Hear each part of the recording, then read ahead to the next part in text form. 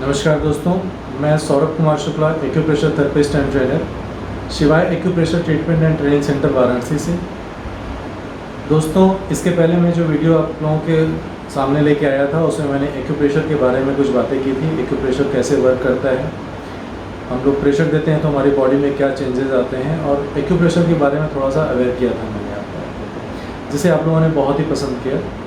उसी सिलसिले को आगे बढ़ाते हुए आज जो वीडियो मैं आप लोगों के लिए लेके आया हूँ उसमें मैं एक बीमारी के बारे में आप लोगों से बात करने वाला हूँ। एक बीमारी के बारे में आप लोगों को बताने वाला हूँ कि ये बीमारी क्या होती है, इसके लक्षण क्या होते हैं, इसके कारण क्या होते हैं, और अगर किसी को ये बीमारी है तो एक्यूप्रेशर के थ्रू कैसे हम लोग इससे छुटकारा पा सकते हैं। तो आइए शुरू करते हैं।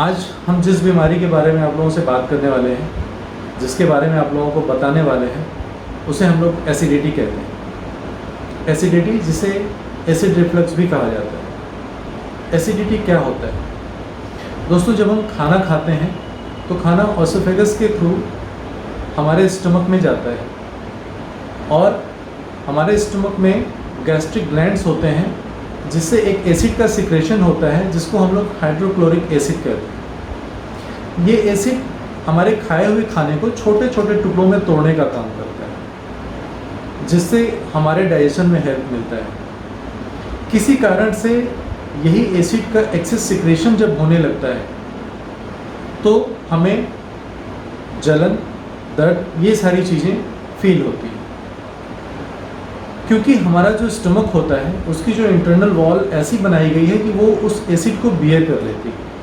लेकिन हमारे ओसोफेगस की जो इंटरनल वॉल होती है वो इसको बियर नहीं कर पाती। तो जब ये ओसोफेगस में रिफ्लक्स होके आता है, कई बार से आप लोगों ने महसूस किया होगा कि अचानक से खाना खाने के बाद वो मुंह में आता है और जलन जैसा लगता है गले में, और मुंह में जलन जैसा और कड़वा टेस्ट आता है उसको, तो वो वही एसिड रिफ्लक्स होता है, वो रिफ्लक्स होके मुंह में आ जाता है।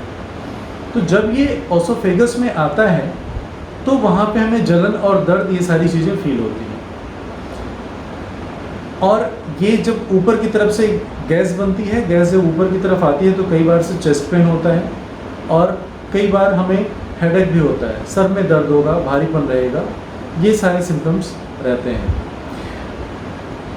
कुछ और सिम्टम्स इसके होते हैं, जैसे बेल्चिंग, डकार आना, बार बार डकार आती है, ब्लोटिंग, पेट फूल जाता है,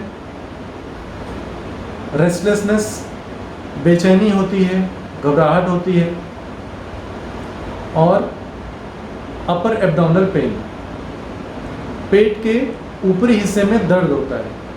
तो ये कुछ कॉमन सिम्टम्स हैं जो एसिडिटी में होते हैं। अब हमें ये जानना है कि ये एसिडिटी हमें होती क्यों है, क्यों एसिड का प्रोडक्शन ज़्यादा होने लगता है, क्यों जो हमारे गैस्ट्रिक ग्लैंड्स हैं वो इस एसिड का प्रोडक्शन बढ़ा देते हैं, या क्यों बढ़ जाता है। तो इसमें जो कॉमन कॉज हैं उसके बारे में हम आप लोगों को बता रहे हैं। इसमें जो सबसे बड़ा रीज़न होता है वो होता है ओबेसिटी, मोटापा। दूसरा जो कारण इसका होता है वो होता है स्मोकिंग, और इसके बाद जो रीज़न आता है वो होता है ओवर ईटिंग। हम लोग एक बार में ज़्यादा खाना खाते हैं तो भी एसिडिटी की प्रॉब्लम हो जाती है। इसके बाद ड्रिंकिंग वाटर व्हाइल ईटिंग, हम लोग खाना खा रहे होते हैं और जैसे एक निवाला पेट में गया तो एक घूंट पानी भी गया। बहुत ऐसे लोग होंगे जो ऐसा करते होंगे, आपको इससे बचना चाहिए। या बहुत लोग ऐसे भी होते हैं कि खाना खाने के तुरंत बाद पानी पीते हैं, ठीक है, तो आपको इससे बचना है। उसके बाद फास्ट फूड का सेवन न करें या कम से कम करें। और कई बार से हम जो दवाइयाँ किसी बीमारी के लिए खा रहे होते हैं उसके साइड इफ़ेक्ट के कारण भी हमें ये एसिडिटी हो जाती है। तो ये तो कुछ कॉमन कॉज थे जिसके कारण हमें एसिडिटी होती है, और हमने कुछ सिम्टम्स के बारे में भी आपको बताया। अब कुछ ऐसे प्रिवेंशन बता रहे हैं जिससे आप एसिडिटी को मैनेज कर सकते हैं। उसमें आपको करना क्या है? अगर आप स्मोकिंग करते हैं तो आपको बंद करना होगा या कम करना होगा। अवॉइड ओवर ईटिंग, आपको ज़्यादा खाने से बचना होगा। कोशिश करें कि थोड़ा थोड़ा खाना खाएं और 2-3 बार में खाएं। आप 4 मील इन अ डे लें, ये ठीक रहेगा, बजाय कि 2 बार में आप ज़्यादा खाना खाएं। खाना खाते समय पानी बिल्कुल ना पिएं। कोशिश करें कि खाना खाने के आधे घंटे पहले 1 गिलास पानी पी लें और खाना खाने के 1 से 1.5 घंटे के बाद आप जितना ज़्यादा पानी पी सकते हैं उतना ज़्यादा पानी पिएं। ये आपके डाइजेशन में बहुत हेल्प करता है। और जब आप खाना खाने के पहले गिलास पानी पी लेते हैं आधे घंटे पहले, तो आप भूख से थोड़ा सा कम ही खाना खाते हैं, क्योंकि ऑलरेडी आपके पेट में थोड़ा सा पानी है।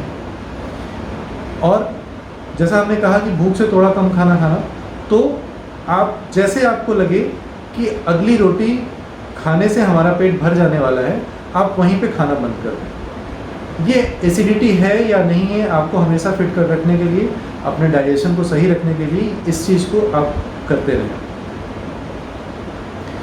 अपने डाइट में फ्रूट्स और ग्रीन वेजिटेबल का यूज़ ज़्यादा करें। कोशिश करें हरी सब्जियां खाने की, फ्रूट्स का ज़्यादा सेवन करें। ये भी आपके एसिडिटी को मैनेज करने में बहुत हेल्प करता है। और आपको जो सबसे बड़ी चीज़ का ध्यान देना है वो ये है कि आप जब भी सोने जाते हैं, नॉर्मली हम लोग करते क्या हैं कि खाना खाए और बिस्तर पे लेट गए, तो खाना खाते ही आपको सोना नहीं है। कोशिश ये करें कि खाना खाने के 1-2 घंटे बाद ही आप सोएं। आप एक टाइम फिक्स करें कि आप इस टाइम पे खाना खा लेंगे और उसके 1-2 घंटे बाद ही आप सोने जाएंगे। तो ये कुछ चीज़ें करके हम एसिडिटी को मैनेज कर सकते हैं। अगर एसिडिटी है तो उसे कम कर सकते हैं, या एसिडिटी नहीं है तो भी उससे हम बच सकते हैं।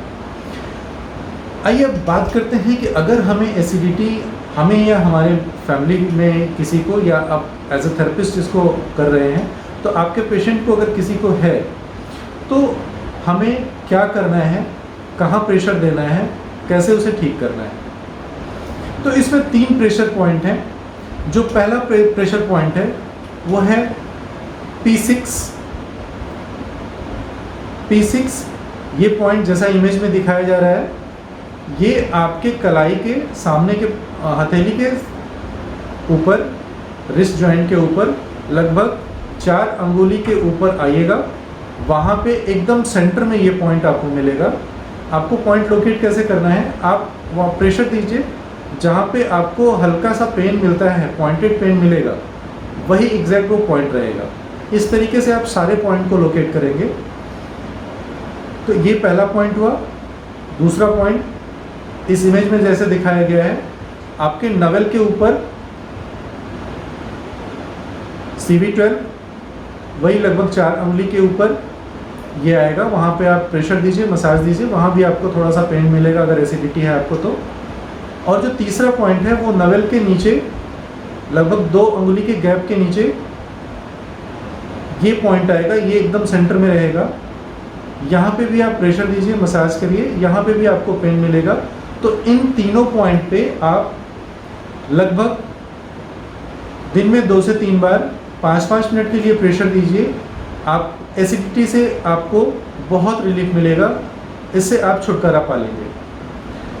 अगर आपको इसमें कलर थेरेपी देना है तो इसमें जैसा कि इस इमेज में दिखाया गया है, आप हथेली में इस जगह पे ग्रीन कलर लगाएंगे। इस पॉइंट को कैसे लोकेट करेंगे, आप अपने जो रिंग फिंगर है, ये पॉइंट दोनों हाथों में लगेगा। जो रिंग फिंगर है उसको अपनी हथेली पे टच कराइए सीधे लाके, जहाँ पे ये आपकी रिंग फिंगर मिलती है। आपको कैसे करना है ये हम दिखा रहे हैं इसमें। आप अपने रिंग फिंगर को ऐसे टच कराइए हथेली पे, जहाँ पे ये मिल रही है इसी जगह पे वो पॉइंट आएगा। तो वो उंगली मिलने के बाद जितना एरिया कवर कर रही है आपकी हथेली पे, उतने ही एरिया पे ये ग्रीन कलर लगेगा। और जब भी ग्रीन कलर लगाएं या कोई भी कलर लगाएं, जब आप कलर थेरेपी कर रहे हैं तो हमेशा डार्क कलर का यूज़ करें। और इसमें जो सबसे बड़ी ध्यान देने वाली बात है कि हमेशा वाटर स्केच पेन का ही यूज़ करें। कोई भी परमानेंट मार्कर या वाइट बोर्ड मार्कर ना यूज़ करें, क्योंकि वो अल्कोहल बेस होता है, उसमें केमिकल्स होते हैं और ये नॉन टॉक्सिक होता है। इसका कोई साइड इफ़ेक्ट नहीं होता, क्योंकि हम जनरली अगर हथेली में लगा है, अगर हम कुछ खा रहे हैं या कुछ पी रहे हैं, या बच्चों को अगर हमने ये कलर थेरेपी दिया हुआ है तो बच्चे उंगली मुँह में डालते हैं बार बार, तो अगर ये मुँह में जाता भी है तो इसका कोई नुकसान नहीं है। और परमानेंट मार्कर और वाइट बोर्ड मार्कर, क्योंकि वो केमिकल बेस्ड हैं तो उससे नुकसान हो सकता है, तो उससे बचें, हमेशा वाटर कलर का ही यूज़ करें। तो हथेली पे जैसा इस इमेज में अभी दिखाया जा रहा है, इस जगह पे आप लगाइए, ग्रीन कलर लगा के 5 से 6 घंटे रखिए, और जब ये लाइट हो, हाथ धुल रहे हैं आप या कुछ कर रहे हैं, ये लाइट हो तो फिर से इसको डार्क कर लें। आप देखेंगे कि 1 से 2 घंटे में ही अगर आपको चेस्ट में बर्निंग सेंसेशन है, पेन है, या सर में ही दर्द है एसिडिटी के कारण, या चेस्ट में पेन हो रहा है, ब्लोटिंग है एब्डोमेन में, तो इन सारे सिम्टम्स में आपको आधे 1 घंटे में रिलीफ मिल जाएगा, अगर ये एसिडिटी की वजह से ये है। उम्मीद करते हैं ये वीडियो आपको पसंद आएगा, इससे आप अपना और अपनों का ट्रीटमेंट करेंगे। अगर कभी किसी को एसिडिटी होती है तो इसे यूज़ करेंगे और इसकी मदद लेंगे। आगे और भी वीडियोस हम आप लोगों के लिए लेके आते रहेंगे अलग अलग डिजीज़ पे। तो आपको अगर ये वीडियो अच्छा लगा और आगे और भी वीडियोस आपको देखने हैं, आप अलग अलग बीमारियों के बारे में और उसके उपचार के बारे में जानना चाहते हैं, तो हमारे चैनल को लाइक, सब्सक्राइब और शेयर करें।